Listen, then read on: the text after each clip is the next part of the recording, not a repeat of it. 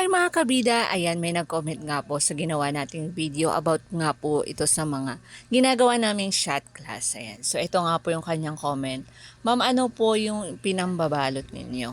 Ayan, so ito nga po yung mga pinambabalot namin sa aming mga shot class. Ito po yung tinatawag naming clear plastic. Ayan. So may iba pa silang tawag dito pero ang tawag nga namin is clear plastic. So marami pong sizes ito pag binili ninyo.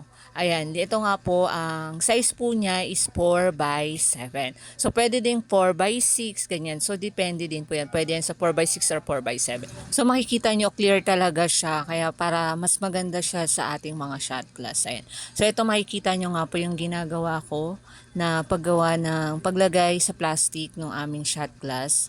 Ayan, so ito po, kaya 4x7 din yung napili ko para kapag pinitiklop ko po siya, medyo maganda at parang may buntot siya na maganda bago ilagay yung ribbon. Ayan. So sana nakatulong ako sa iyo, ma'am. God bless.